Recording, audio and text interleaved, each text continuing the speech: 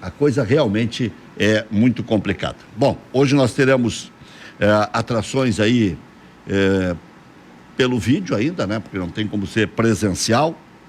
Vamos conversar com o técnico do Esportivo, né? Porque o Carlos Moraes vai nos dar um panorama. Ele mora até em Caxias do Sul, o técnico do Esportivo, de como está a situação na Serra, porque parecia que era líquido e certo que o Esportivo também voltaria a treinar outra vez, né? O Esportivo voltou antes, parou e voltaria a treinar outra vez. E vamos ver também com colorados e gremistas como é que estão vendo esse período de espera, né?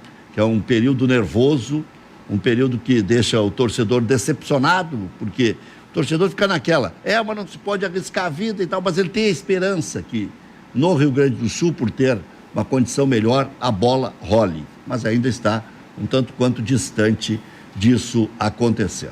E aí é por isso, né, Rec, que começam a surgir propostas, inclusive, de antecipar o que seria o campeonato de 2021. Porque na questão regional, o Rio Grande do Sul, nesse momento, tem mais condições de ter jogos do que Rio e São Paulo, que você citou. Então, realizar um campeonato brasileiro é muito mais complexo do que uma competição estadual.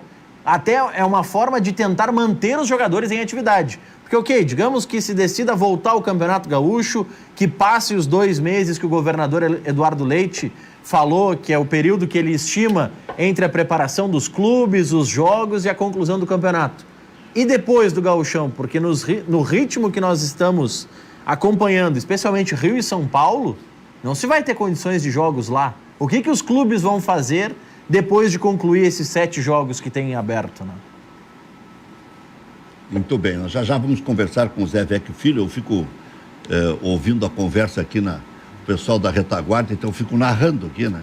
Então daqui a pouco vamos conversar com o Zé Vecchio Filho, que é ex-conselheiro do Internacional, justamente a respeito disso, né? Dessa condição de volta, não volta, campeonato, o que as pessoas estão pensando a respeito. É bom a gente colher bastante depoimento, né? Para se chegar, não a um consenso, né? Mas para se ter uma ideia mais geral, né? Do sentimento de cada um.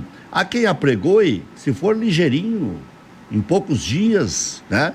Ao invés dos 22 dias que o presidente pediu ao governador, que se faça em 15, que se faça em 12 dias, né? Que se faça até em campos suplementares de Grêmio e de Internacional. Grêmio e Internacional chegaram a sugerir que se use essa estratégia, né? Até o CT de Eldorado do Grêmio, o CT de Alvorada do Internacional, né? O CT do Beira-Rio, o CT da Arena, para que se possa fazer mais partidas no mesmo dia, né? Já que aqui, em tese, poderemos ter uma liberação mais rápida, em tese, mas a dedução vem em cima de treinamentos de Grêmio de Internacional e não da palavra do prefeito. Que é bem comedido nesse sentido.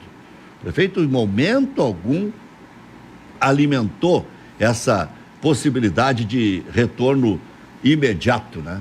Quer dizer, o prefeito diz, olha, tem que ter uma agonia por dia, superar uma agonia por dia. Ele não disse aquilo que se deduziu, que só haveria futebol ou no fim do ano ou no ano que vem, mas tampouco disse que pelo fato dos times retornarem, Inter, Grêmio e São José, aos treinamentos, São José não voltou ainda, né? Se isso deixaria o passo mais ligeiro, né? Aligeraria o passo. E até eu perguntei isso ao prefeito, o que significa para Porto Alegre o retorno de Grêmio e Inter às atividades? Significa pouco, é a movimentação dos jogadores de Grêmio e Inter.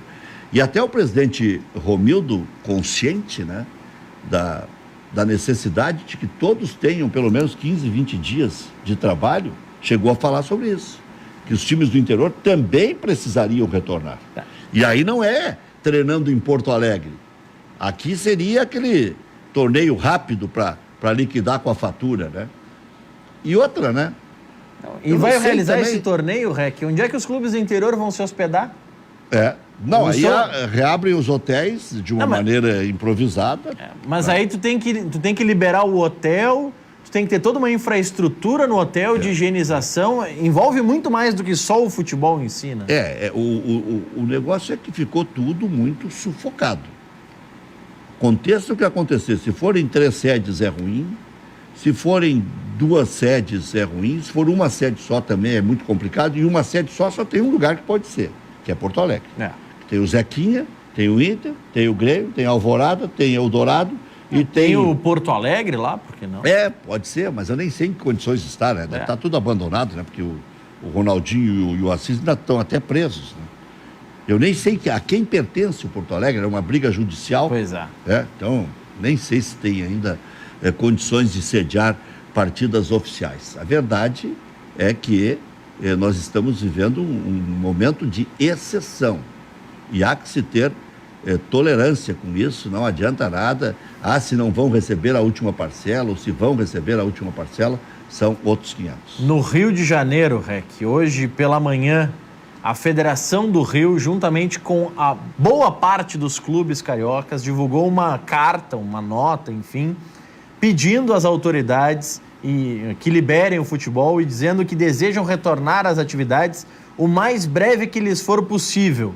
O documento, no entanto, não conta com assinaturas do Fluminense e do Botafogo. Flamengo, Vasco e os demais clubes do Rio de Janeiro assinaram essa nota. Fluminense e Botafogo não assinaram esse pedido de retorno do futebol. Nesse documento, os clubes falam, enfim, que gostariam de retornar o mais breve possível para que se tenha condições de treinamento para depois reiniciar as atividades. Já o Fluminense e o Botafogo se posicionaram contrários a esse retorno e por isso não assinaram essa nota dos demais clubes do Rio de Janeiro. E aí, times que precisariam, inclusive, do retorno, né? O Botafogo e o Fluminense. O Fluminense ainda tem chance de lutar pelo título, o Botafogo já não, né? No Campeonato Carioca. Seria só o retorno para cumprir carnê o Botafogo. Então o Botafogo não tem nem por que colaborar com o retorno do campeonato, só na solidariedade. Agora o Fluminense ainda pode lutar pelo título. Seria o primeiro título da carreira do Odair Helma, se isso fosse acontecer, mas é muito difícil tirar o título do Flamengo, né? O Fluminense, sobre este assunto, divulgou uma nota hoje, afirmando que não é o momento do futebol brasileiro dar qualquer sinalização de retorno do esporte, quando o país inteiro, particularmente o Rio, está com extrema dificuldade de fazer a população cumprir o isolamento social necessário para reduzir o número de contaminações e mortes por conta da Covid-19.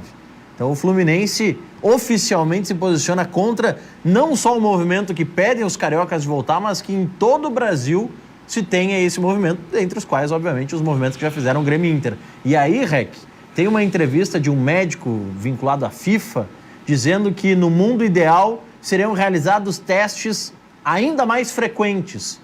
Se a gente não vê condições de fazer testes a cada 15 dias e os clubes do interior têm dificuldade de fazer testes, como fazer teste todo dia, como a FIFA apregoa como algo desejável, né?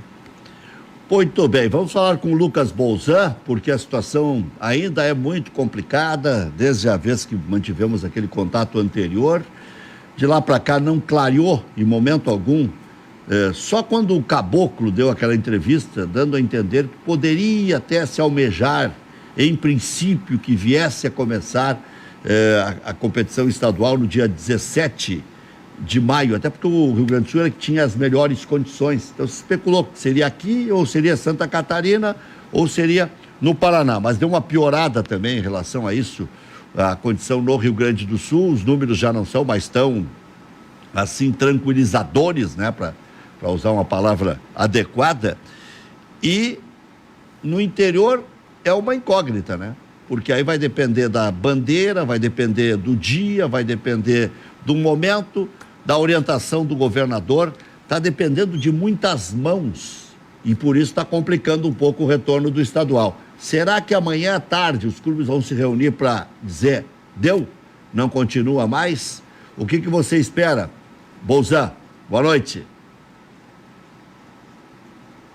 Boa noite, Rec. Boa noite, Maurício. Boa noite, nossos telespectadores. Um prazer aqui de novo com vocês. É sempre bom a gente poder bater esse papo saudável aí com o amigo e com os convidados. Sabe, Rec, que eu estava assistindo aqui, tu e o Maurício, fazer essa breve introdução e me toca muito essa situação, tanto do futebol como a pandemia em geral, mas eu realmente não gostaria de estar na pele agora de um governante ou de alguém que tivesse tomado essas decisões. Os dirigentes de futebol, a gente sabe que são subordinados às federações e a todos os interesses por trás do futebol, tanto financeiros.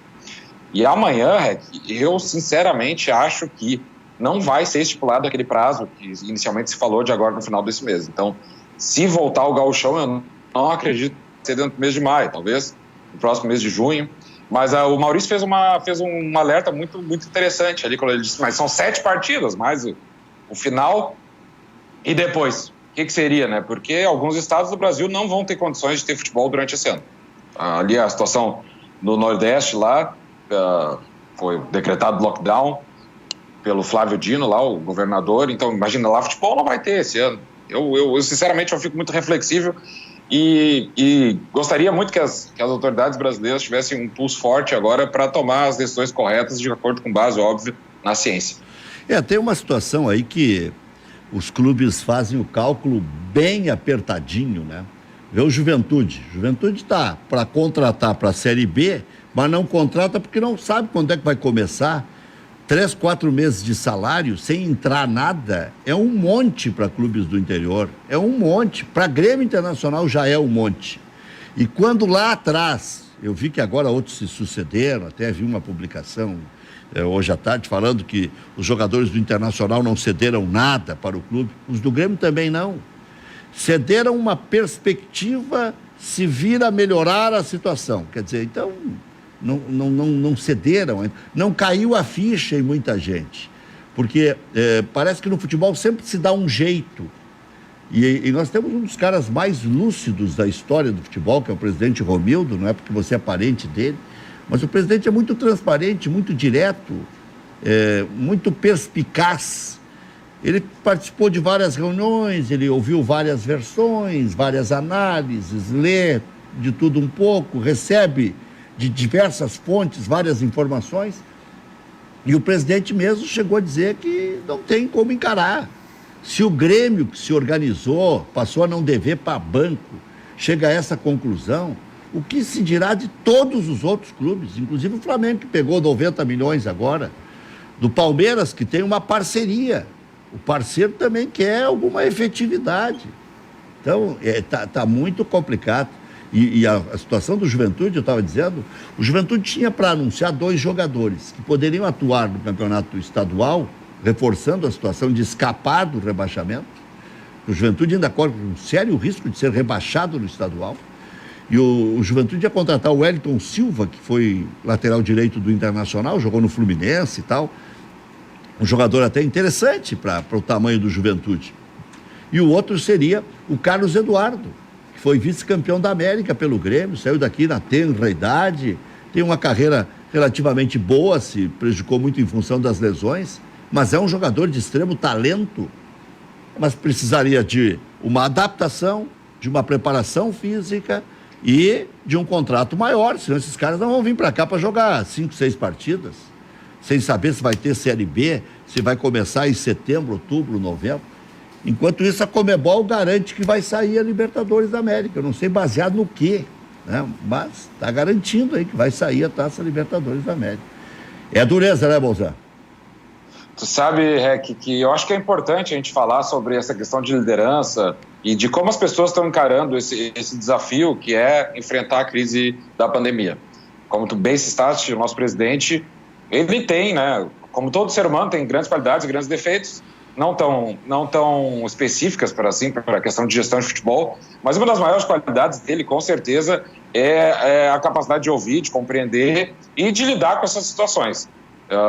O presidente tem uma formação muito humanista, tá? Como pessoa, assim, sei porque, como tu disseste, sou da família, então é uma pessoa que tem posições centradas tanto em forma de política como em forma de encarar a vida.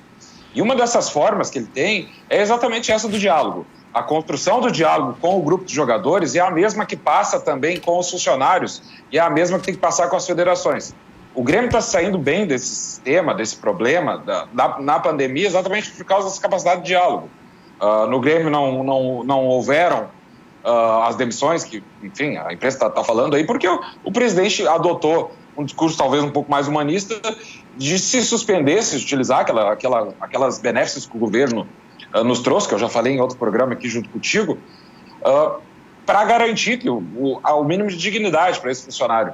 E veja bem, Quando o Grêmio faz a redução salarial, faz a suspensão dos contratos, ele dá uma garantia de emprego para esses trabalhadores pelo mesmo período que ele estabelece essa benefício. Por exemplo, se a gente suspender o contrato de um funcionário lá, digamos, alguém que trate do jardim lá, da esplanada, enfim, não tem jardim na esplanada, mas aquela parte de frente ali, o dragama do estádio, melhor.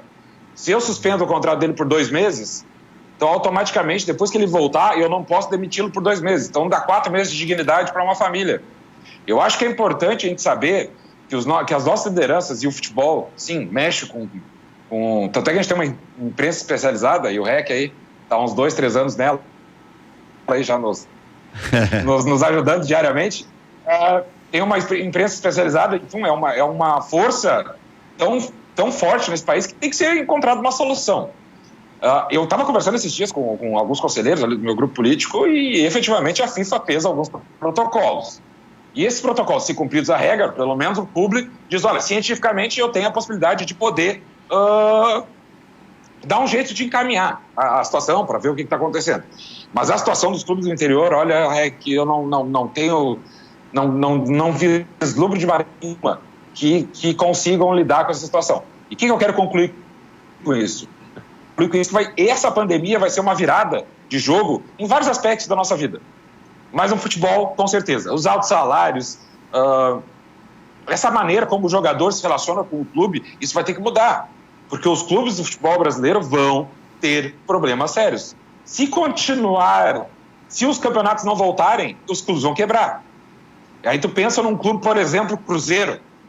Já estava de mal a pior e nessa situação não voltando ao futebol esse ano. Com todos os salários para honrar, enfim, todas as dívidas que já tem. Vai ter que ser mudado essa relação tanto do futebol com o seu torcedor para com os jogadores. E digo mais, eu vejo como um ponto benéfico dessa pandemia é a possibilidade de conseguirmos discutir algo que não se discutia há muito tempo. Até dezembro do ano passado, até o começo dessa pandemia, a gente não via políticos debatendo, sei lá, renda universal, renda básica universal. A gente não via o cidadão na esquina falando que alguém falou sobre reforma tributária. A gente não via, em dezembro, ninguém falar sobre, sei lá, a implementação do parlamentarismo do Brasil. E também a gente não via ninguém falar nos programas de que o futebol tinha que mudar, que o futebol tinha que se adequar a uma realidade financeira, que o fair play, que a FIFA tanto fala, daqui a um pouco vai ter que ser implementado às forças. O fair play financeiro, que eu digo. Eu acho que se corrobora muito, e em especial a questão de a gente poder fazer esse debate público aqui, REC, vamos conversar sobre isso, vamos botar o torcedor, efetivamente, né, ele faz o futebol também. Vamos levar para o nosso grande público para a gente rever esses conceitos, esses processos que acontecem no futebol, como está acontecendo na nossa vida diária. É interessante isso. Tudo está sendo debatido. Agora, se o vírus demorar a ir embora, daqui a pouco nem espaço tem mais para debate. Porque o futebol ele vai perder força. O presidente Romildo chegou a dizer que tem que romper contratos, para empurrar os contratos para mais à frente. Rompe agora por 4, 5 meses e alonga o contrato lá na frente, porque o clube vai praticamente fechar. Se for o caso, não tiver outra saída, é melhor que se determine logo o que pode acontecer e deu. É que é o imponderável, né? Enquanto durar o imponderável, todas as federações e confederações alimentarem a possibilidade de ter jogo, os clubes se encorajam, mas os grandes, os relativamente estabilizados, você citou um grande aí que não é mais grande, que é o Cruzeiro deve mais do que tem. Então, o Atlético Mineiro hoje deve mais do que tem, porque eles têm um estádio que é público e devem 700, 800, 900 milhões. Eles não têm esse patrimônio que Grêmio Internacional tem, particular, que poderiam se desfazer um dia, ou captar por exemplo, um investidor que vem aqui fazer parceria, um chinês ou um sheik que vem aqui fazer parceria com o Grêmio Internacional. Vários clubes não têm mais nada disso. Fluminense, que capital tem o Fluminense hoje? Uma laranjeira destroçada? O Botafogo, o Atlético Mineiro tinha o shopping que eles venderam para construir um estádio agora. Estão construindo estádios devendo para todo mundo. E que não vai terminar nunca. Agora, em termos de gauchão, eu não sei se tem como protelar mais do que depois do pronunciamento do governador hoje. Não sei, depende do que ele vai dizer, né? Aliás, Raik, sabe que o governador, enfim, ontem aconteceu numa emissora aqui, toda aquela questão do governador com uma convidada, e eu quero dizer o seguinte, que eu acho que a postura errada é uma postura de pelo menos alguém que está seguindo suas convicções próprias, corretas ou erradas, está seguindo suas convicções próprias. A TV e Pampa? ele sabe da importância da TV Pampa. O debate da TV Pampa, nossa colega lá da TV Pampa, quer dizer... Sim, a marca. E ela disse para o governador o que ela achava, né? E ele também disse o que achava. Exatamente. Né? O que disse... Foi lindo.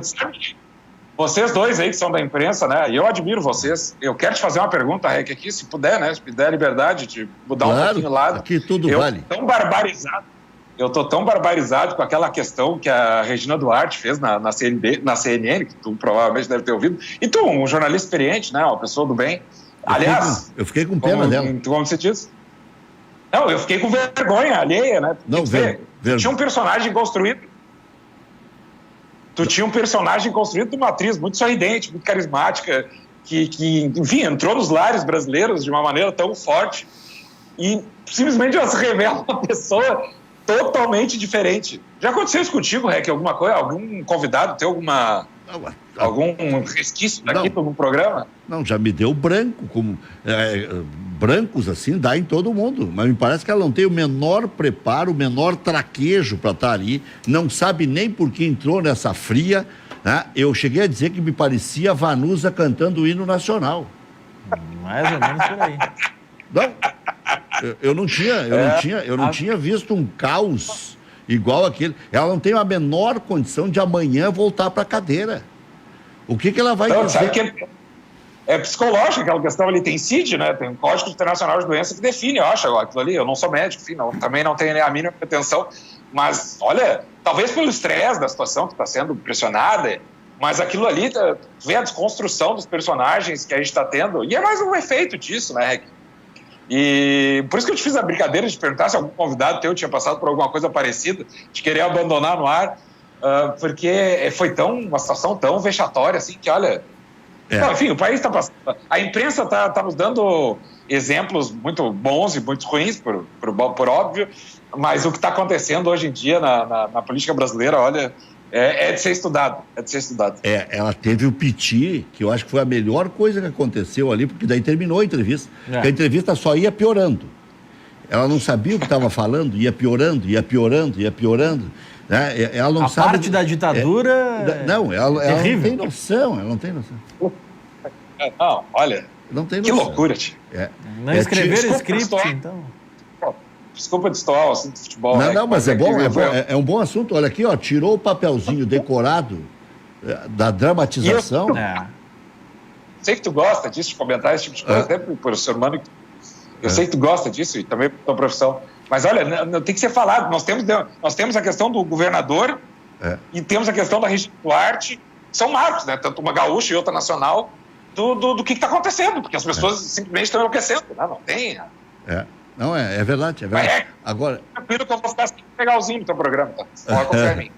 Tu sabe que eu fiquei com pena da Regina Duarte e fiquei constrangido também, porque eu tinha nela uma grande atriz, desembaraçada, né?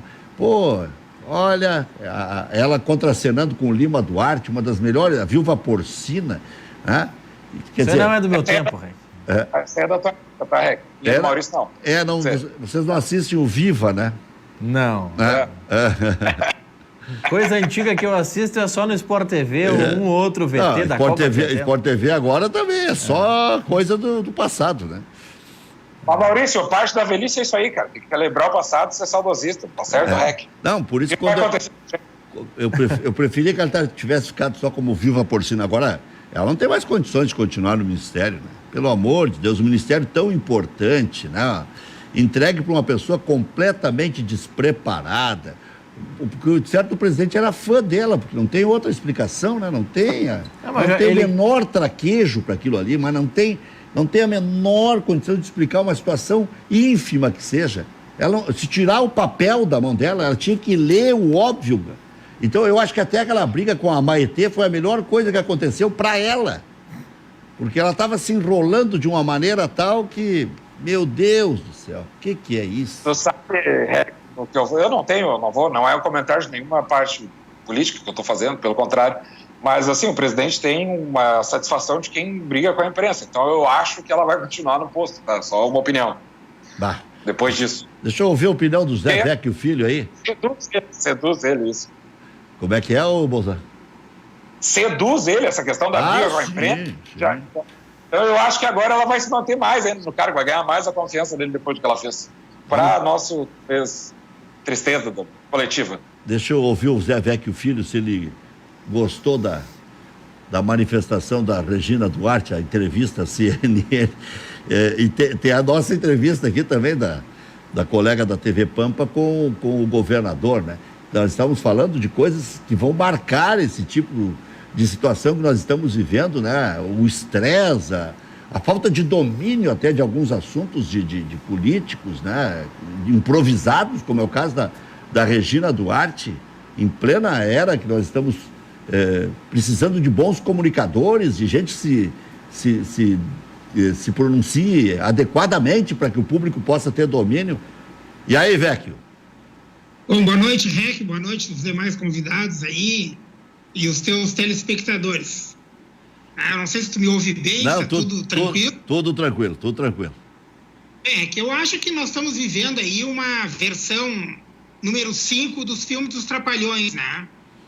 Ontem nós tivemos aquele episódio com o governador Eduardo Leite, né? Uma colocação infeliz de uma debatedora e também tivemos a entrevista, né, da Regina Duarte, que me parece aquela figura do jabuti em cima do poste, né? Eu não sei o que ela está fazendo em Brasília, porque a gente imaginava que ela entende um pouco de cultura por ser atriz, né? E eu acabei fazendo uma avaliação, Rec, muito pessoal, de que eu sempre admirei, na verdade, foram os personagens, porque a Regina Duarte, que eu estou conhecendo aqui, a pessoa da Regina Duarte, ela não tem condição nenhuma, né? Então, tudo que a gente viu nas telas de TV e nos filmes, a gente parece que avaliava os personagens que a Regina Duarte interpretava. A Regina Duarte em si, nós estamos conhecendo agora, ela está mostrando um total despreparo. Ela deveria pedir para sair. Um troço absurdo. Nós estamos conversando com o Bolzan, o Lucas Bolzan, que está na linha conosco aí, conselheiro do Grêmio, a respeito desse calendário, né?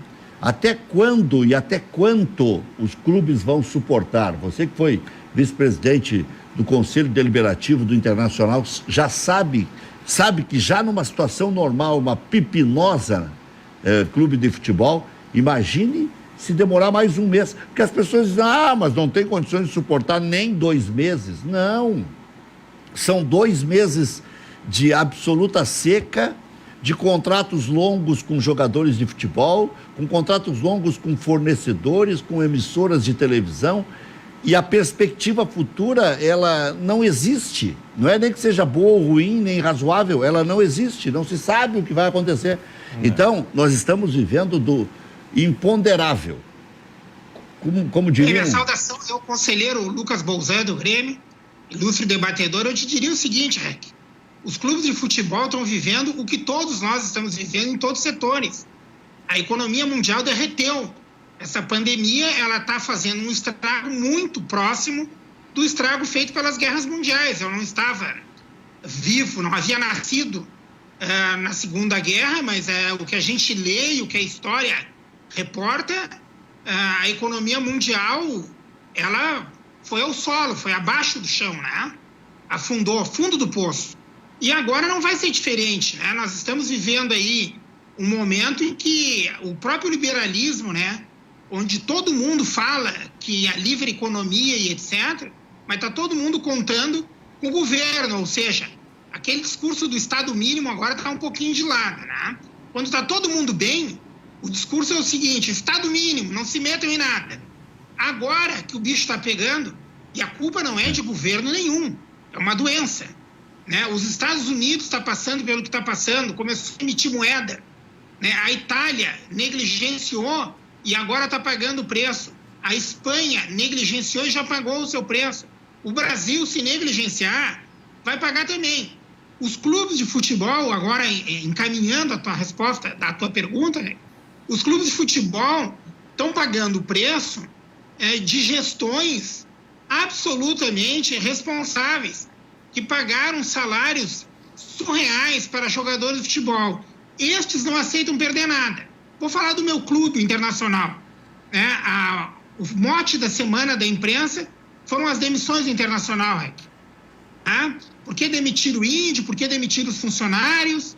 Bom, algum corte tem que ser feito, né? E os jogadores, os direitos federativos, é um ativo do clube. O empregado não é.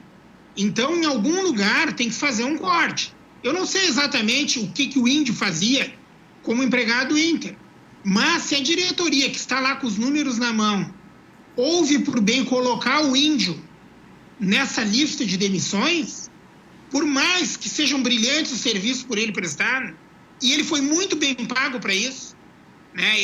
Eu acho que ele ganhava como jogador 300 vezes mais que o roupeiro, 400 vezes mais que o motorista do trator que corta a grama do suplementar. Então, eu não acho bacana da parte do Índio ele invocar o passado dele pelo Inter como se ele tivesse feito um favor para o Internacional.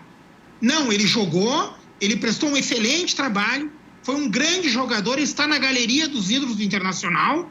Agora, se a diretoria teve de demiti-lo como empregado, ele não é mais jogador, ela também demitiu pessoas menos favorecidas, que não deve ter R$1 na poupança, que não deve ter um patrimônio para vender e que, pelo contrário, tem até aluguel para pagar. Então, a diretoria fez o que era necessário fazer. Eu não tenho domínio dos números REC e Bolzan do Internacional, mas eu quero dizer que ninguém faz demissão de um ídolo como o Índio se não precisasse. A diretoria do Inter, ela me parece está sendo uma diretoria muito bem centrada.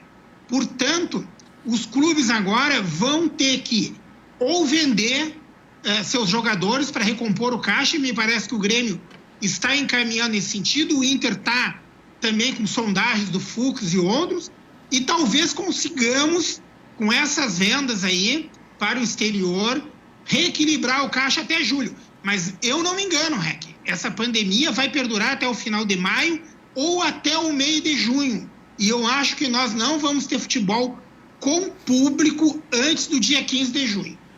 Sabe que quando eu falei aqui mais cedo de pena da Regina Duarte, é porque ela não sabe nem onde está e nem por que está.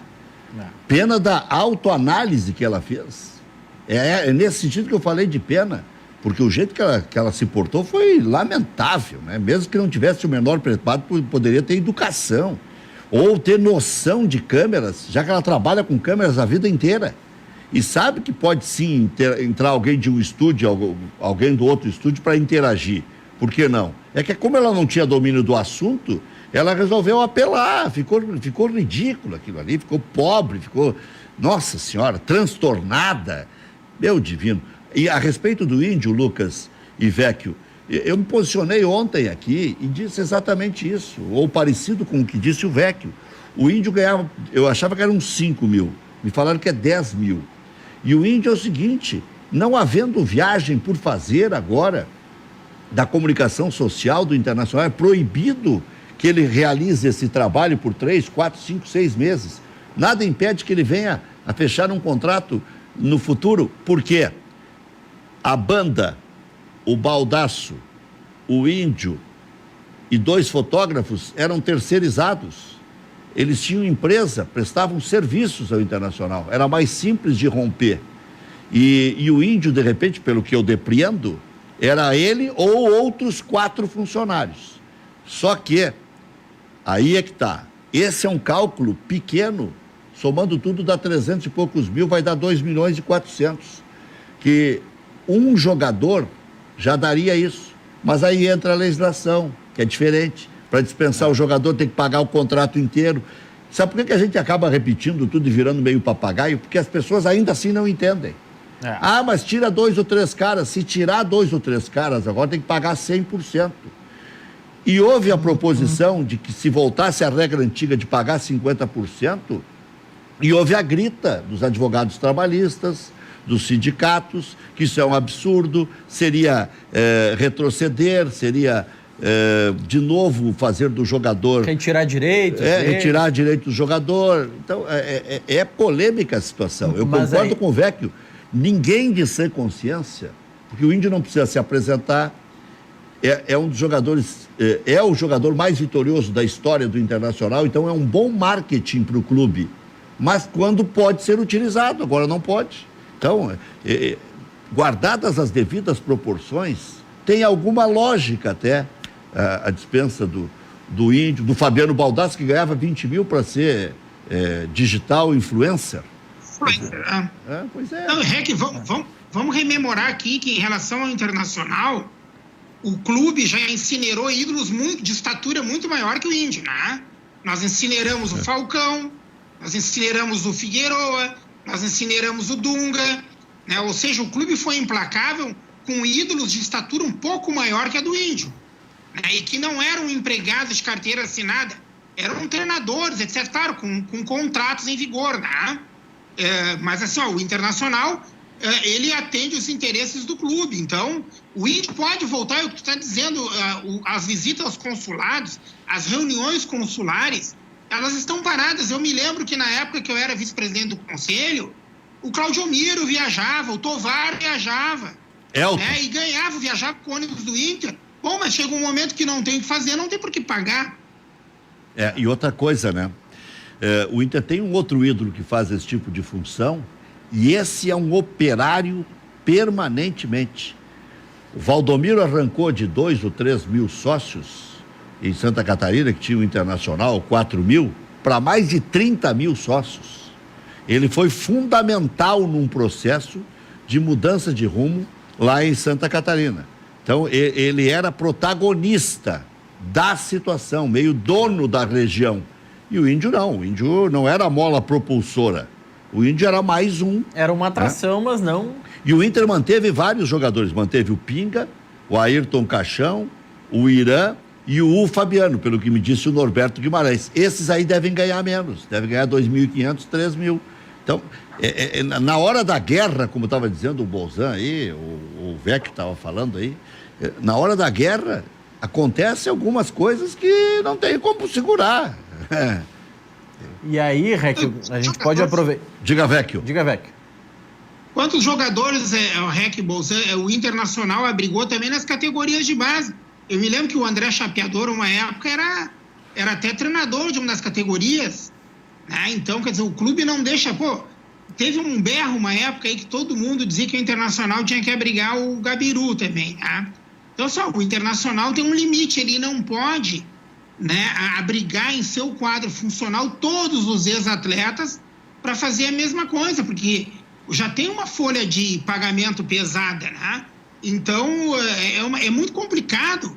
Claro que o Índio tem uma importância para o Internacional que é indiscutível, né? O Rec falou bem, o Índio no lugar que vai não precisa dizer o nome, né? Não precisa se apresentar para ninguém, não precisa contar a história dele, as pessoas viveram a história, nós vivemos a história com o Índio, do Internacional. Então é lamentável. Agora, não a ponto dele dar uma entrevista e dizer que ele foi execrado, ou que ele não esperava isso da diretoria. Eu acho que o Índio poderia ter caído sem atirar, porque certamente retomaria, mas ele parece aquele ministro da República que saiu agora, caiu atirando, aí as coisas ficam mais difíceis. E eu acho que ele nem entrevista deu, ele deu um depoimento a um jornalista que transcreveu o que ele lhe passou pelo telefone, porque não houve fala do Índio, né? Entrevista ao vivo, não. Daqui a pouco algo por WhatsApp, porque aí não tem o contraditório, né? Porque aí se poderia perguntar, mas Índio, você exercia que tipo de função e tal, né? Aí poderia haver o contraditório, que é o mais bonito das entrevistas, porque senão ficou um depoimento unilateral, né? E não tem como o dirigente reagir, dizer, não, o Índio não fazia tal coisa, porque daí diminui o tamanho do ídolo, que é aquela história que disse o Vecchio. Outros grandes jogadores, Carpegiani, Figueroa, Paulo Roberto Falcão, e a história do Gabiru, Bolzan e Vecchio, ela é engraçada. O Internacional ofereceu 5 mil para o Gabiru. Ele achou uma merreca. Preferiu jogar por partida realizada no interior do estado. Jogou aí, não me lembro nem em que lugar foi, era meio amador o troço. E depois jogou... Guarani de alguma coisa? Exatamente. Jogou no Guarani de Bagé, acho. Passou pelo Guarani de Bagé. Terceira divisão. Mas, e o Manguita fenômeno, quem conhece bem a história do Manga, eu acho o Manguita o maior goleiro de todos os tempos do Rio Grande do Sul. Mas o Manguita não era fácil de lidar. Quando jogava, tinha que ter um dinheirinho para ir jogar carta no Uruguai, assim que terminava os jogos, né? Abusou da sorte sempre, não guardou nada e também não gostava de ganhar pouco. Também achava 5 mil merreca. E nós estamos em tempos bicudos. Todo mundo vai entender o momento que estamos vivendo a cada dia que passa e a cada pouco que aumenta esse infortúnio. Bolzan, o Grêmio... Sabe, Rec? Diga. Sabe, Rec, que eu sou obrigado a fazer uma saudação aqui à sobriedade do comentário inicial do nosso amigo do Vecchio, e principalmente quando ele se refere ao sustentáculo político dessa sociedade, no momento que alguns políticos antes denunciavam a necessidade de um Estado menor, de privatização de empresas, enfim, da não intervenção do Estado na economia, e num contexto de pandemia a gente viu que o Estado ainda, de maneira que ainda não está conseguindo comportar aquele mínimo que as pessoas necessitam. Então, primeiro quero cumprimentar o colega de debate pela sobriedade do comentário. E também quero dizer que com relação ao futebol, e principalmente na continuidade do primeiro comentário que ele fez, eu concordo. Eu acho que a liderança forte, ela tem que saber gestionar, tem que saber onde cortar e tem que saber a maneira de como cortar. Então, a gente sabe que tanto o presidente do Grêmio quanto do Inter são pessoas que são devotadas ao clube e vão tentar, sim, fazer tudo da maneira melhor.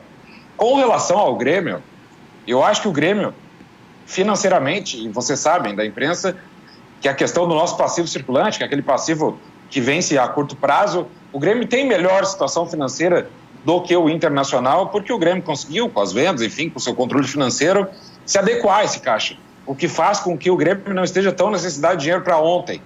Claro que a pandemia nos agride de uma maneira horrenda, por assim dizer, mas a necessidade de caixa do Grêmio não é tão forte como a do Internacional, que teve que tomar, talvez, medidas mais extremas. Mas eu quero dizer, fico feliz até pelo comentário do nosso debatedor e pela oportunidade de estar aqui cumprimentando ele por causa disso. E olha, Obrigado. Vecchio, tem umas coisas assim no Brasil que não tem fim isso aqui. É um negócio estarrecedor. Um mês após o anúncio de socorro aos clubes por parte da CBF, para tentar mitigar os efeitos da paralisação do esporte durante a pandemia do Covid-19, jogadoras ainda vivem queda de braço com seus empregadores sobre os valores que deveriam ser destinados para o futebol feminino. A CBF repassou 1.920.000 divididos entre os 16 times da Série A1 do Campeonato Brasileiro Feminino, 120 mil para cada um, e 1.800.000 para as 36 equipes da Série A2, 50 mil por clube. No dia 24 de abril, a colunista da Folha de São Paulo, Renata Mendonça, publicou que pelo menos 5 dos 52 times não repassaram nada do valor recebido para as atletas. Jogadoras do Santos Dumont, equipe do Sergipe que disputa a 2ª Divisão Nacional, abriram uma denúncia no Comitê de Ética da CBF alegando que não receberam auxílio. De acordo com a atacante e capitã Lígia Montalvão, que liderou a iniciativa, o presidente do clube, Jogival, esse mesmo o nome dele, Jogival Melo Passos, ofereceu inicialmente um aporte de 500 para cada jogadora, referente aos meses de março, abril e maio. 500 pila. Após a negociação... Pelos 3 meses, não é 500 por mês. Não, é por os 3 meses. Após negociação, o dirigente aumentou a oferta para 1.000 pelo período. O valor total dos repasses, incluindo a comissão técnica, totalizaria cerca de 35 mil. A justificativa do presidente para que não fosse investida a totalidade do auxílio da CBF no Departamento de Futebol Feminino foi a necessidade de investimento em outros setores do clube. Isso é o que a gente destacou, né, Rec, há poucos dias, que os presidentes de clube estavam recebendo a verba e dizendo, bom, como no recibo não está dizendo que eu tenho que repassar para as jogadoras, eu uso como bem entender. e tem clube que decidiu não repassar para as jogadoras e para a comissão Já técnica. estamos brigando por palito de fósforo. A coisa está ficando feia. Fala, vamos falar da miséria.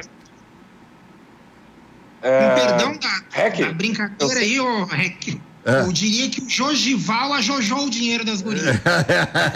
Diga aí, Lucas. Não, é que assim, pena que essa capitã desse time não esteja nos ouvindo agora, porque a denúncia dela não tem que ser no comitê de ética da CBF. A denúncia dela tem que ser no Ministério Público do Trabalho. Porque o que estão fazendo com elas é desumano. O clube tem que ser aliás, os dirigentes têm que ser responsabilizados até em outras esferas. Não só a questão de pagar o salário. É desumano uma pessoa trabalhar 3 meses e ganhar R$500. Eu fico até sensibilizado. Talvez até por falta... O futebol feminino tem até a falta de capacidade de se organizar no momento de consultar advogado, enfim, de ir atrás das autoridades competentes para poder fazer isso. Agora, porque aí, se é da A2, o presidente só embolsou 15 para outras áreas, passou 15. Então, é a briga por palito de fósforo. Não tinha que jogar esse time aí. Tá, é que, Rec, o grande problema, né, Lucas, no caso dessas jogadoras, Vecchio também conhece bastante da área do direito, o problema para essas é que elas ganham por partida, elas não têm contrato. Não tem um contrato com valor fixo por mês, jogou, ganha tanto. É tipo na várzea. Mas elas estão inseridas na legislação essa. Como é que é, Lucas? Depois passamos a bola pro Vec, diga. Não, é que na realidade, por mais que se eu te contratar, Maurício, para te trabalhar na minha casa de chofer, de motorista e não assinar tua carteira ou não fizer nenhum contrato, não quer dizer que tu não possa ir na justiça pleitear teus direitos, entendeu? Uma coisa é a vida real, uma coisa é o papel e outra coisa é que a justiça decide.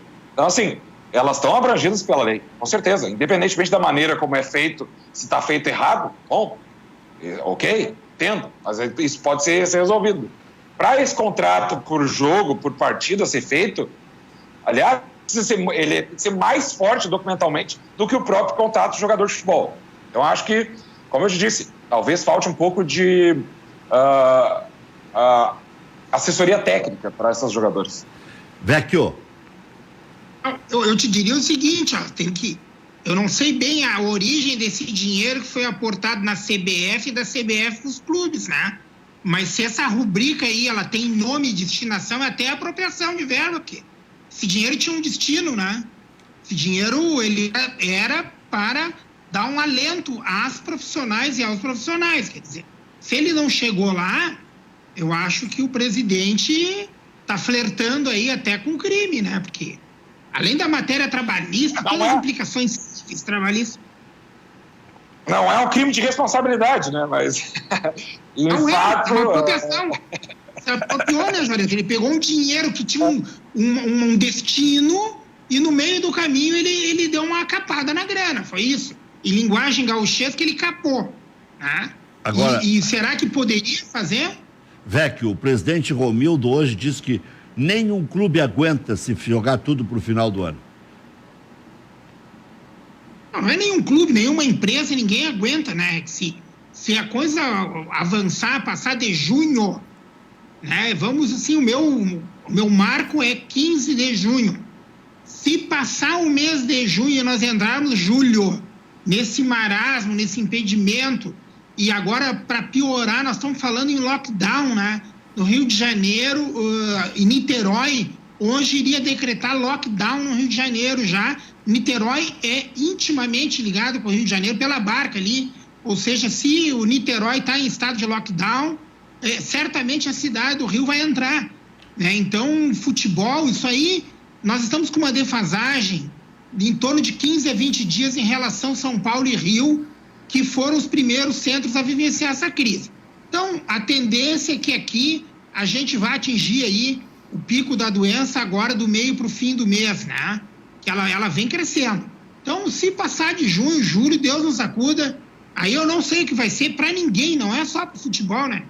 Eu não sei para ninguém, né? As empresas os profissionais liberais, né? O trabalhador autônomo, aí o avulso, as manicures, os cabeleireiros, o barbeiro, né? Que são pessoas aí que batalham e vivem um dia a cada dia para sobreviver, né? Eles não têm condição de fazer gordura. Os jogadores de futebol, estão se negando a recuar são pessoas que ganham 1 milhão.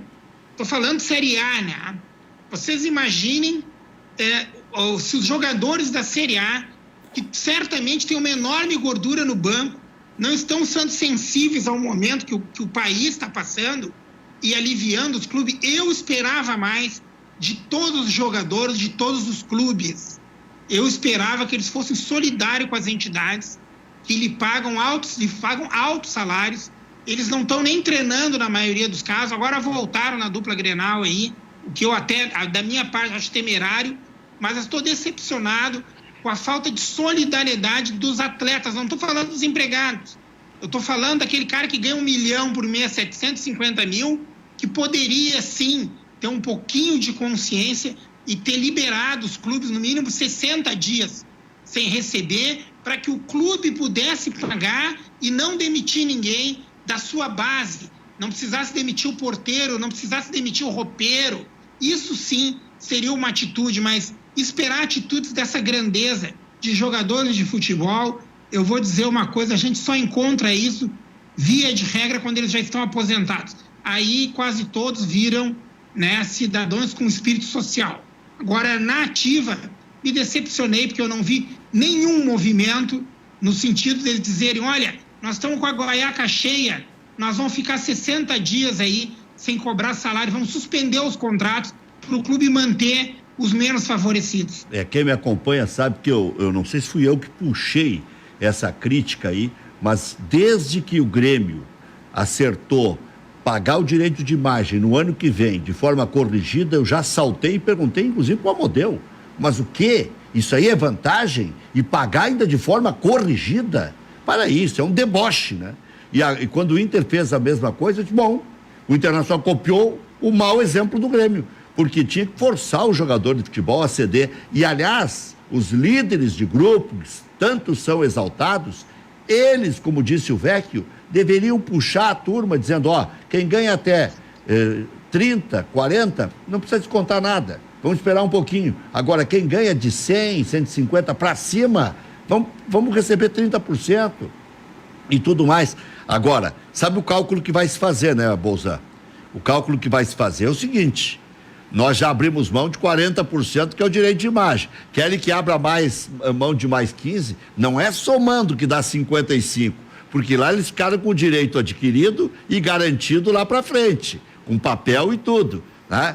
E agora eles abririam mão só de 15%, porque em tese Grêmio Internacional vão pagar esse direito de imagem. Eles, se tomassem a iniciativa de abrir mão de 15%, 20%, 30%, aliás, os outros clubes, Vecchio, impuseram os 25%, porque a lei lhes garante a possibilidade de fazer isso. Nós vamos cortar 25%. Não tem esse negócio de 25% corta agora para pagar lá na frente. Faltou também pulso dos nossos dirigentes aqui. Não tem essa aí. É que os boleiros, como diz o Vecchio, eles às vezes são intransigentes e ameaçadores pelo tamanho que eles conquistaram, de popularidade, de abrangência na sociedade e tudo mais. Olha, a tua decepção eu quero multiplicar por 2, velho. Mas aí... E pude me manifestar e gritar bastante, especialmente no microfone da Grenal e aqui também na nossa Ubra TV. Aí, Rec, o Vecchio é advogado, o Lucas Bolzan também trabalha na área trabalhista. Existe algum mecanismo legal que poderia fazer com que os clubes não paguem isso lá na frente em um processo? Porque não adianta resolver agora e ter que pagar lá na frente num processo judicial. Lucas? Não, deixa eu te falar assim, a gente tem que fazer essa divisão, né, do que é o salário do jogador, como é que ele recebe. A gente sabe que o contrato de jogador de futebol, então, ele tem o salário, o direito de imagem, tem o direito de arena, tem o bicho, enfim, são uma série de gratificações. No direito do trabalho brasileiro existe a questão da irrenunciabilidade salarial. Então eu não posso chegar lá e dizer, olha, me paga R$1.000 por mês, esse mês aí eu vou te abrir mão de 500. Eu não posso, o direito não me permite isso. Então, assim, o salário do jogador, que é esse 60%, por exemplo, que o REC está falando, o jogador não pode, por si só, por vontade dele, em um mundo natural, sem um estado de exceção, ou seja, na normalidade, chegar e dizer, olha, eu renuncio isso. Já o direito de imagem, sim. Por quê? Porque o direito de imagem ele tem uma origem civil, ou seja, ele não tem uma natureza de verba trabalhista. Portanto, o jogador poderia renunciar a esses valores. Então, tem que partir desse princípio. Segundo, REC, aqui essa questão da redução dos 25%, que foi feita advinda da MP 936, primeiro a gente tem que deixar bem claro que tem que ser um acordo entre a empresa e o empregado. Então não pode ser imposto. Porque se for ficar imposto, vai ser como um ato de coação. E esse ato de coação pode ser anulado depois. Então, se chegar lá, o presidente de um clube, chegar no vestiário lá, bom, se bem que o vestiário não tem agora, um vestiário online, dizer, olha, galera, todo mundo vai ter que assinar, senão nós vamos, sei lá, enfim, obrigar. Depois eles podem fazer essa prova lá na Justiça do Trabalho e anular esse acordo. Então tem que ter muito cuidado com isso. Agora, nós não estamos falando de hipossuficientes, ou seja, nós não estamos falando daquele pobre na forma da lei. Nós estamos falando de, na grande maioria, incluído assim Grêmio e Inter ali, 80% dos profissionais, eles são os que a gente pode contar, até é um termo novo que eu não concordo, mas basicamente a doutrina adotou esse termo que é o hipersuficiente. Então nós temos o hipossuficiente, que é o pobre, e o hipersuficiente, que é aquele funcionário rico. Então os jogadores de futebol do Grêmio são hipersuficientes, jogadores de futebol do Inter, na sua grande maioria, são hipersuficientes pelos altos salários que têm. Então como que faria isso? Deveria ser feito um acordo com a participação talvez do sindicato, onde dissesse, olha, vamos sentar todo mundo aqui, vamos ter plausibilidade nesse momento e vamos encontrar uma maneira de assinar junto com o sindicato, junto com os trabalhadores, junto com os clubes, a redução sim do salário. Daí sim seria válido, porque nós estamos falando de um contexto de um trabalhador altamente salariado, que está sendo assistido pelo sindicato, que o clube está mostrando o porquê, porque a gente tem um regime de exceção, porque a gente tem as MPs, enfim, aí tu conseguiria construir alguma coisa. Então, REC, não é impossível de fazer, mas deve ser feito bem feito, porque senão não adianta a gente economizar agora para depois pagar bem mais lá na frente. Ou talvez pode adiantar isso, né? Só para a explicação técnica, né? Mas eu imagino que tantos clubes, são 18 renegociaram, só o Bragantino e Botafogo da Série A não renegociaram, até o Atlético Paranaense devem ter feito, bem feito, né? E se eles claro, não. E só para explicar para o telespectador. Sim, não, mas é boa a explicação. Mas nesse cálculo dos que renegociaram, tem os nossos que só jogaram para frente, né? A gente não sabe bem o que foi negociado nos outros também. Mas muitos já divulgaram os tais 25%. Vem aqui para a gente passar a régua aí, vai. Eu não sou advogado trabalhista, vou deixar claro, não entendo nada. O mais próximo que eu chego do seu trabalho é cruzar na Praia de Belas ali. Eu sou civilista, mas a análise que eu faço é a seguinte: os jogadores de futebol da Série A do Campeonato Brasileiro, eles são jogadores que ganhando 500, 700, 1 milhão por mês, tem a cara de pau de dar uma entrevista ou mandar um recado pelo empresário e dizer que estão desmotivados, né? Então, esse jogador realmente que não está motivado ganhando 1 milhão, eu não espero que ele vá chegar na direção do clube e aceitar dividir, nem que seja 5%, né? A diminuir o salário. O que eles fizeram é o que disse, foi uma gambiarra que a gente vai pagar ali na frente. Os clubes no ano que vem, há pouca vergonha. Outra coisa, o Maicon ganhou na justiça agora adicional noturno e dia trabalhado ao domingo dobrado, que o profissional ligado à legislação trabalhista tem direito quando trabalha no domingo, né? O Maicon deve ter sido orientado por um advogado, né? Que no domingo tem que pagar dobrado e que o jogo muito tarde da noite ele poderia receber adicional noturno. Mas e a autoridade que dá ganho de causa a isso? Não deve ter noção do que é a bola. Transitou em julgado essa decisão, REC? Ganhou 200 mil, estão recorrendo, vai virar 700, segundo o advogado do Maicon, por causa de juros, correção e tudo mais. Já ganhou 200 e poucos na justiça. O Paulo André ganhou 750 mil e fez acordo, porque o Corinthians sabia que ia ter que pagar mais. É que essa questão do domingo é bem debatida do jogador de futebol, tá? Tem correntes dentro da Justiça do Trabalho que dão e correntes que não dão. A questão do adicional noturno eu já acho que é um pouco mais válida, porque o que acontece? O contrato do jogador de futebol não estipula hora extra. Ele não estipula hora extra, nem inclusive nas concentrações. Concentrações, exatamente. Então, é entendimento do juiz, por isso que eu te digo. Cada juiz tem sua cabeça. Então, a gente pode ganhar em Porto Alegre, ganhar em Porto Alegre nas várias do trabalho, daqui a um pouco ter uma decisão diferente em uma turma no Tribunal Regional do Trabalho, e depois lá em Brasília ser revertido. Esqueça a questão do domingo aí, até é curioso. Eu vou investigar na próxima aparição que tiver aqui, eu comento com vocês. Até porque o Maicon é jogador do Grêmio, né? A gente sempre fica pensando, se faz com o São Paulo, vai fazer com o Grêmio também, né? Valeu, obrigado, Lucas Bolzan. Eu agradeço, viu, Rec? Foi sempre um prazer estar contigo aí, com o pessoal que te acompanha. Valeu, Vecchio. Grande abraço. Valeu, forte abraço. Obrigado aí. Um abraço pro Lucas Juarez. Muito obrigado, Rec. Hoje tu tá pegando pesado, hein? Por quê? Não, tá sendo direto. Gostei, não tem problema nenhum. Matiello tá dizendo aqui que gostou, viu, Vecchio? O Rec, na tua frente, que tu me cartoneia de 10 em 10 minutos, eu já falo o que eu penso. Tu imagina a distância, como é que fica.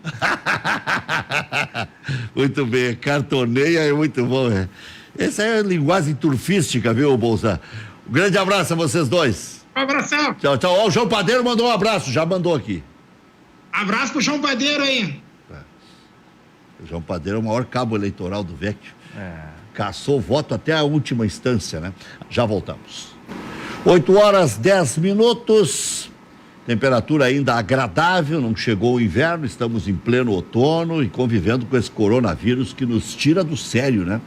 Olha a preocupação do presidente Romildo Bolzan, que é um cara sereno, otimista, líder, não está conseguindo resolver os problemas, porque os problemas não dependem de uma pessoa só, depende de diversas vertentes, é complicado. Se o Estado resolver aprovar tudo para o futebol e não tiver correlação com Rio e São Paulo, periga não sair igual. Se der tudo certo aqui e São Paulo e Rio tiver tudo errado, periga não sair o campeonato estadual. O presidente hoje disse bem, se não acontecer nada em São Paulo e Rio, não acontece no resto. Sim, porque não adianta, é isso que a gente estava falando, não adianta resolver em 2 semanas o gauchão sem a perspectiva de ter o Campeonato Brasileiro. Porque os jogadores vão, estar em um processo de aprimoramento físico, técnico, terminou o gauchão, vão fazer o quê? É muito mais complexo do que definir só o nosso estado. E ainda que se tenha uma divisão nacional. Os que não têm divisão nacional estão com infortúnio, com data para terminar. Na verdade, Rec, estes talvez tenham mais problemas do que os que têm divisão nacional. Porque tem que contratar para 3 meses? Porque isso vai abrir exceção. Mas o contrato... Rec, vai abrir, não é abril. Não existe hoje essa exceção. Hoje a legislação obriga a contratar por 3 meses. Então, se eu quero pagar o Rec R$3.000 para que ele jogue o gauchão, eu vou ter que contratar ele por 3 meses a R$1.000 cada mês. Mesmo que haja um acordo dos clubes com o presidente da Federação Gaúcha de Futebol e que haja uma deliberação, ainda assim pode gerar problemas na justiça. Claro, e existe um regramento especial. Porque não vai tramitar isso aí, né? Isso aí teria que tramitar. É complicado. Já voltamos. 8h13. Depois da gente dar um pulinho no paraíso, vamos conversar com o técnico do Esportivo de Bento, Carlos Moraes. Também deve estar numa ansiedade bárbara para começar a bola rolar. O que estará fazendo o Carlos Moraes para preparar a turma psicologicamente para que voltem ao campeonato estadual e consigam desempenhar sem ter nem muito tempo para treinar? Então, por falar em vai sair negócio, vai sair gauchão. Carlos Moraes, boa noite, seja bem-vindo ao nosso Cadeira Cativa. Tá frio aí na serra, pelo jeito, hein? Boa noite, Rec. Boa noite aos telespectadores aí. E realmente, um pouquinho frio aqui na serra. Quanto é que tá o quilo de pinhão aí, sabe não? Tem ideia?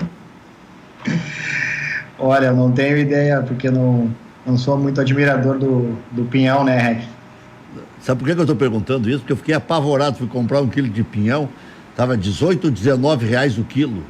O ano passado era 9. Eu tenho 1 quilo aqui, até inclusive ganhei aqui de uma pessoa aqui em Caxias, tem 1 quilo aqui, se tu quiseres, né? Tá à disposição. O problema é a passagem. A passagem é mais cara, ainda já complica até. Agora, o que vocês estão fazendo aí nesse ínterim, nessa parada? O que dá para fazer? Conversar com os jogadores, se acalmem. É filho chorando, é mulher cobrando. E todos vocês têm o mesmo problema, né? Quem ganha menos, que são os clubes do interior, a preocupação é redobrada e tem uma incerteza no ar. Se tivesse uma certeza no ar, daria até para acalmar mais fácil esse povo. Como é que vocês têm agido aí do ponto de vista psicológico, Carlos Moraes? Olha, Rec, é uma situação bastante complicada.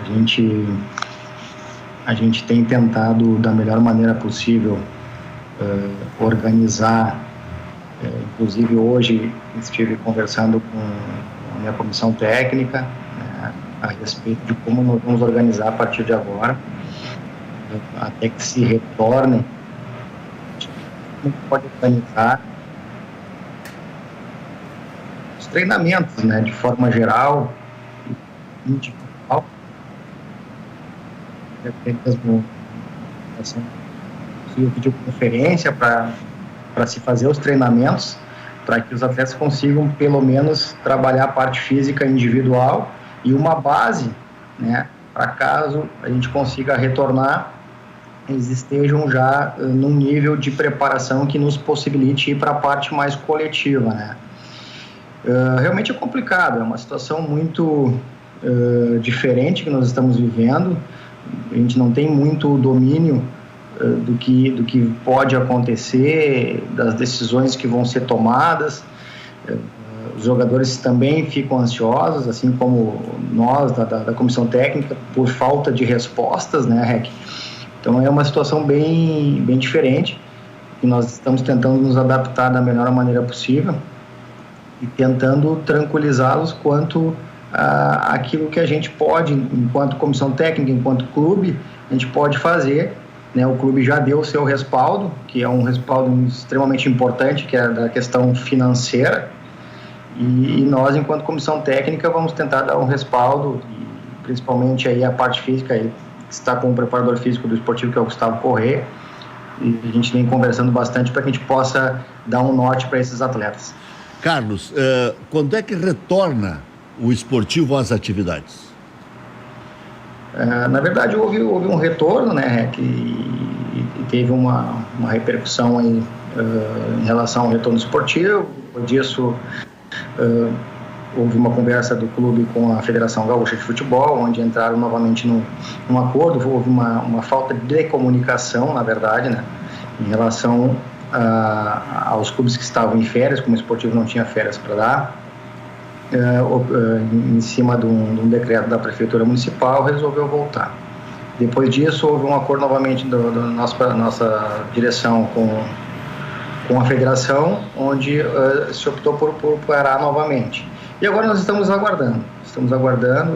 Eu acredito que nós, que estamos na outra ponta, né, não temos a possibilidade de tomar decisões, né?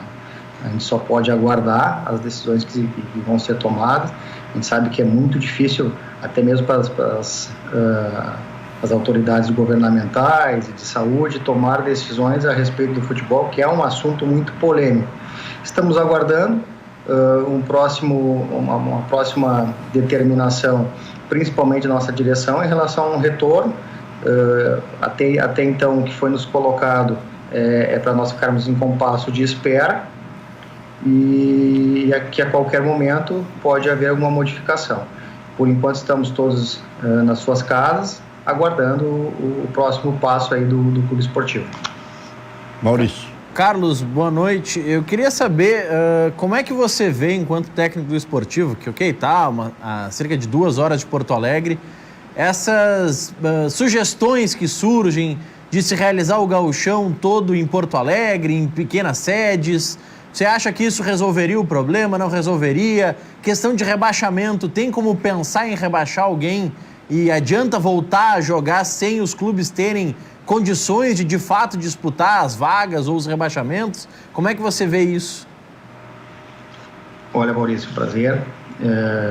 Realmente, a situação, como eu coloquei anteriormente, é uma situação extremamente complicada, delicada. A gente tem que ver sempre as duas pontas, né? Eu particularmente analiso os dois lados, né? O lado, obviamente, do risco da saúde das pessoas, mas também a questão financeira e econômica, né? Nossa, enquanto profissionais, e dos clubes, enquanto entidades. Nós sabemos que existem decretos municipais e decretos estaduais, né? Existem áreas, eu acompanhei um pouquinho essa semana algumas informações, existem regiões do estado onde a contaminação está um pouco menor e outras maior, enfim, O índice também está mudando, as bandeiras, enfim, que o governador colocou como referência. E a gente sabe que isso pode mudar a qualquer momento, a cada semana, a cada dia. Eu vejo como sendo uma possibilidade. A gente sabe que isso tudo pode mudar a cada dia que passa, a cada semana. É uma possibilidade, é uma situação que a Federação Gaúcha de Futebol e os clubes estão tentando achar uma melhor situação para se colocar os atletas e comissões, porque a gente sabe que o risco ele existe, né? E eu acho que é uma possibilidade de se colocar, de tentar diminuir os riscos, né? Ao passo que se vai assumir algum risco. Eu acho que o que eles estão tentando, sim, é tentar diminuir o máximo o risco. Pode ser uma possibilidade interessante, pode ser, a gente não tem como, nesse momento, cravar a possibilidade se é uma decisão correta ou não. E aí também cabe aos órgãos responsáveis, Federação Gaúcha, clubes, achar uma melhor solução para essas questões de vagas, né, nacionais e vagas na Copa do Brasil, Série D, rebaixamento. Isso cabe à Federação Gaúcha e os clubes decidirem o que é melhor para a competição, caso ela volte ou caso, né, se opte por não retornar. Então, eu acredito que as pessoas que estão envolvidas estão tentando fazer o melhor, estão tentando achar as melhores soluções, e a gente, do lado de cá, nos cabe, nesse momento, aguardar e torcer para que essas decisões sejam as melhores para todos, né? Grande abraço, Carlos Moraes. Bom final de semana e que tudo dê certo. Forte abraço aí e um pensamento positivo para todos nós. É isso aí. Enquanto isso, a FIFA aprovou 5 substituições. E a CBF já fala que vai permitir as 5 substituições em território nacional nas suas competições. E eu já estou esperando que aprovem também ficar só 7 no banco. É uma aberração não querer junção de pessoas e colocar 11 no banco, e os clubes do interior têm que se virar para andar com 2 ônibus. Como é que vai botar essa gente toda num ônibus só? Então, daqui a pouco bota menos pessoas, e aí dá para fazer o distanciamento, né, que seja com 2 ônibus até, mas não 22 jogadores. Para quê? Né? Se não tem condições, não adianta. Então eu estou esperando que aprovem essa segunda parte. Aliás, eu dei essa ideia quando começou o problema, lá no início de março. 5 substituições, ok, e 7 no banco. Não precisa 11, não precisa. Os clubes do interior não têm condições. É que aí, Rec, a legislação permite até 11. Se tu quiser deixar só 3 no banco, tu mas pode daí deixar. Quem pode tirar vantagem, tira, né? Já voltamos. Sempre mensagens belíssimas do Zafari, né? Com criatividade. Mas até segunda-feira. Cuide-se.